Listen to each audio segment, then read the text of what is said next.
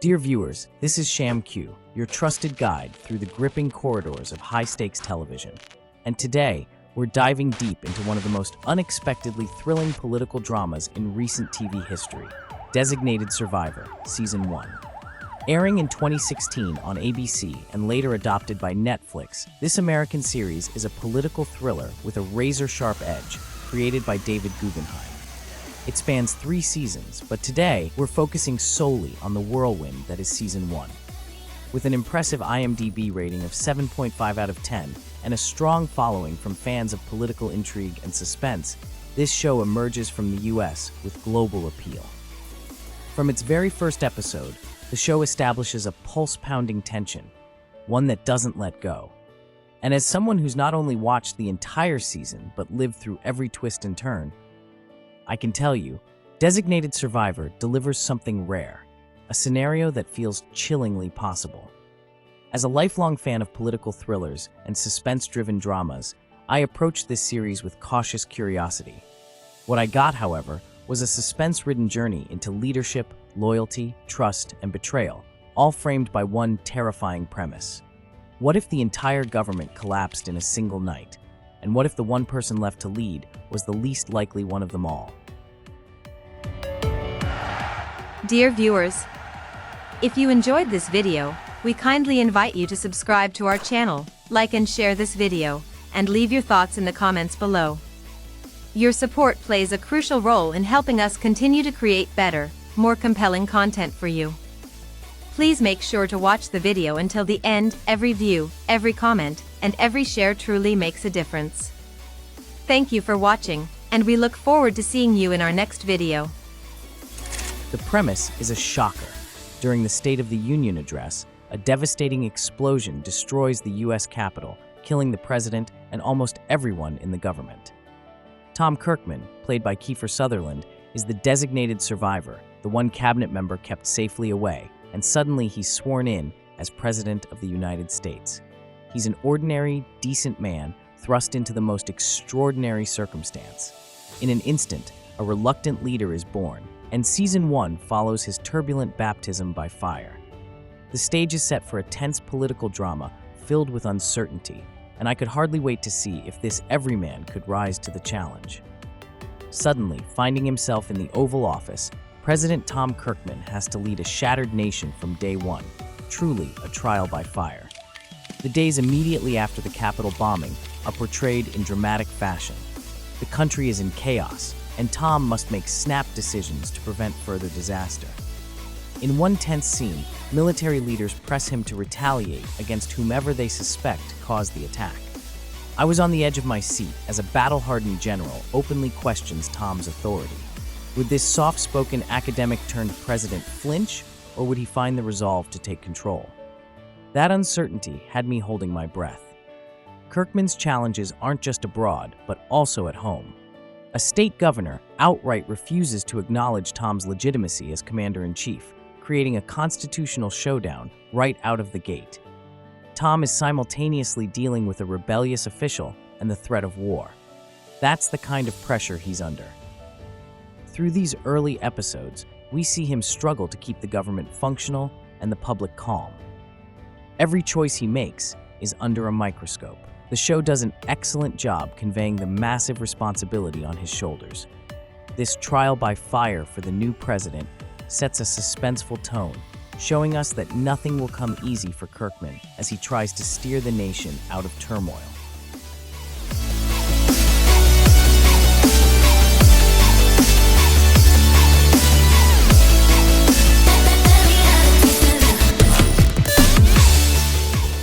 While Kirkman is managing crises in public, Designated Survivor Season 1 also unfolds a tense shadow game behind the scenes.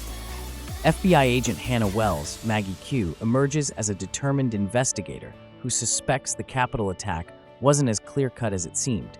Hannah is sharp, relentless, and haunted by personal loss after the bombing. Instead of accepting the convenient answers about who orchestrated the attack, she digs deeper, following a trail of clues that others overlook. Before long, Hannah uncovers signs of a far-reaching conspiracy. The bombing might have been just the first move in a larger, sinister plan to destabilize the government. Watching her piece together cryptic evidence kept me guessing at every turn. Every time Hannah got close to the truth, I tensed up, wondering if she was about to expose a bombshell or walk into a trap. The show uses her investigation to raise the stakes. It's not just about Kirkman learning to govern, it's about whether the forces that put him in power are still out there working against him. The conspirators lurk in the shadows, possibly within the government itself, and that threat challenges Kirkman's leadership in ways he doesn't even realize in Season 1.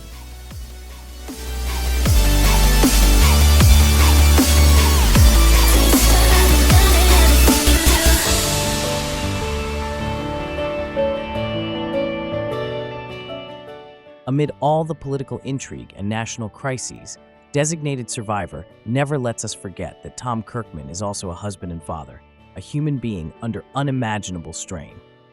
The emotional core of Season 1 comes from the quieter moments that show the toll this sudden presidency takes on Tom and his family. Alex Kirkman role, played by beautiful Natasha McElhone, Tom's wife, goes from attorney and mom to first lady overnight, and suddenly must support a husband carrying the weight of the free world on his shoulders. We get heartfelt scenes of Tom and Alex behind closed doors, where Tom allows himself to be vulnerable, sharing doubts, fears, and grief over the lives lost. In those private moments, Alex's strength and love keep him grounded. Seeing the normally stoic president confide in his wife and fight back tears was heart-wrenching.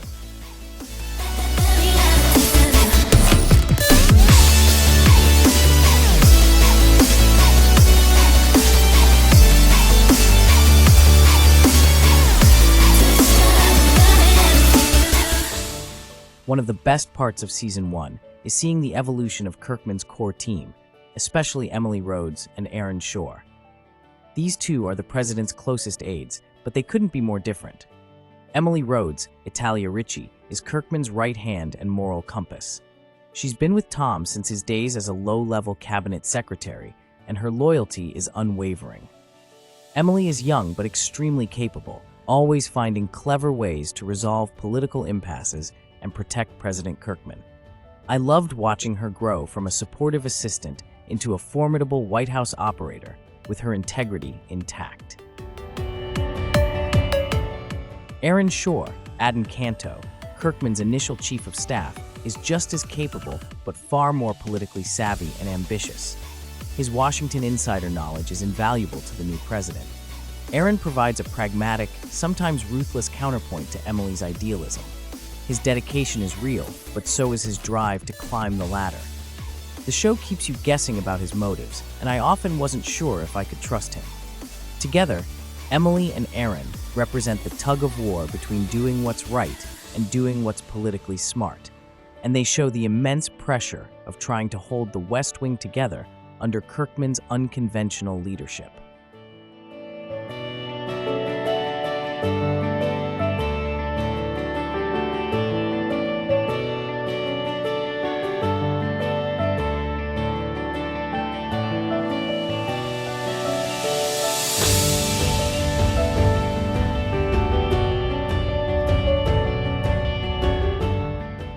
What I found remarkable as a viewer, and what I want to share with you, is how Designated Survivor never lets you feel fully settled. The tension isn't just built on explosions and betrayals, it's built on conversations, silences, and looks exchanged in quiet corners. This is a series where trust is currency, and every handshake might hide a dagger. Each episode ends not with resolution, but with questions. And for fans of suspense like me, that's the sweet spot. From a production standpoint, the series impresses with its detailed set design, polished cinematography, and well-placed pacing. The writing finds a careful balance between urgency and realism.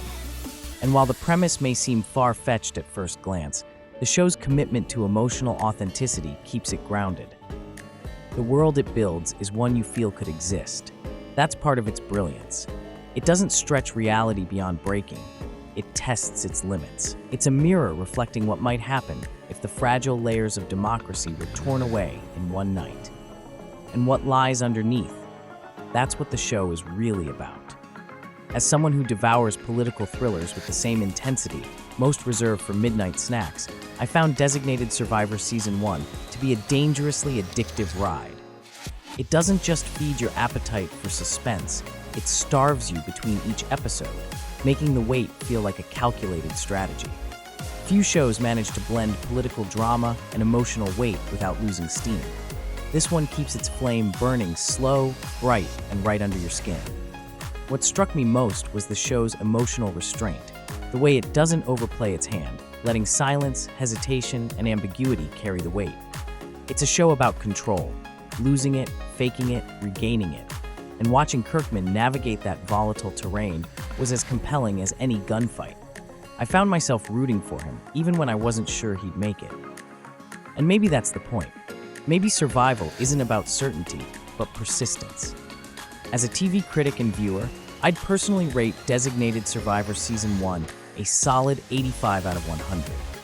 The balance of character development, political tension, and a slow-drip conspiracy makes it one of the more thoughtful thrillers in recent memory.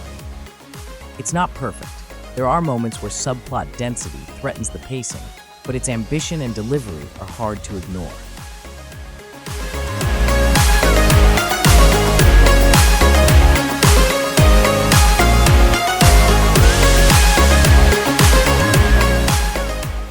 Season 1 of Designated Survivor is a roller coaster of tension that left me both satisfied and hungry for more. Without spoilers, the finale leaves President Kirkman, and us, with some big unanswered questions. The immediate crisis might be contained, but deeper conspiracies and political battles are far from over. Kirkman has grown more confident as a leader, yet you sense his toughest tests are still to come.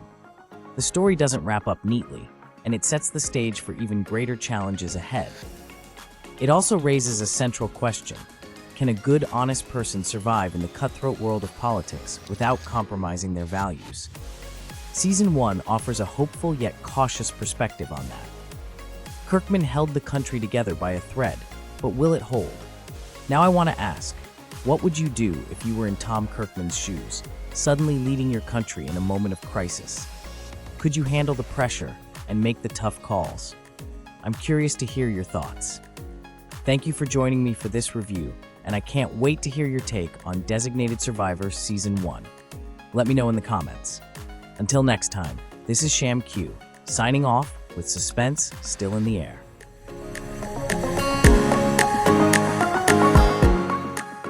Dear viewers, if you enjoyed this video, we kindly invite you to subscribe to our channel, like and share this video, and leave your thoughts in the comments below.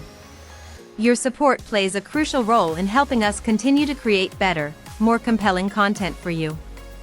Thank you for watching, and we look forward to seeing you in our next video.